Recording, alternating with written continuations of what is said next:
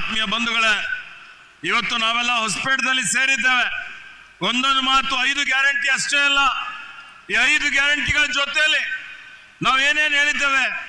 ಕಲ್ಯಾಣ ಕರ್ನಾಟಕ ಅಭಿವೃದ್ಧಿ ಮಂಡಳಿ ಇವತ್ತು ಈ ಭಾಗದಲ್ಲಿ ವಿಶೇಷವಾಗಿ ನಮ್ಮೆಲ್ಲರ ನಾಯಕರಾದಂಥ ಮಲ್ಲಿಕಾರ್ಜುನ್ ಖರ್ಗೆಜಿಯವರು, ದಿವಂಗತ ಧರಮ್ ಸಿಂಗ್ ಜಿಯವರು ಏನು ಸಂವಿಧಾನ ಅನುಚ್ಛೇದ 371ರಲ್ಲಿ ತಿದ್ದುಪಡಿ ತಂದು ಇವತ್ತೇನು ನಮಗೆ ವಿಶೇಷ ಸ್ಥಾನಮಾನ ಕೊಟ್ಟಿದ್ದಿತ್ತು ಅದನ್ನು ಮಾನ್ಯ ಸಿದ್ದರಾಮಯ್ಯಜಿಯವರು 2013ರಿಂದ ಅನುಷ್ಠಾನಕ್ಕೆ ತಂದಿದ್ದಾರೆ.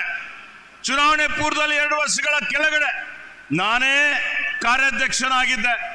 ನಾನು ಕಾರ್ಯಾಧ್ಯಕ್ಷನಾಗಿದ್ದಂತಹ ಸಂದರ್ಭದಲ್ಲಿ ನಾನು ಶಣ್ ಪ್ರಕಾಶ್, ಪ್ರಿಯಾಂಕ್ ಖರ್ಗೆ ನಾವೆಲ್ಲ ಸೇರಿ ಕಲ್ಯಾಣ ಕರ್ನಾಟಕಕ್ಕೆ ಒಂದು ವೇಳೆ ಕಾಂಗ್ರೆಸ್ ಸರ್ಕಾರ ಮರಳಿ ಅಧಿಕಾರಕ್ಕೆ ಬಂದರೆ ನಾವು 5,000 ಕೋಟಿ ಅನುದಾನದಲ್ಲಿ ಮೀಸಲಿಡ್ತೀವಿ ಅಂತ ಹೇಳಿದ್ದೇವೆ.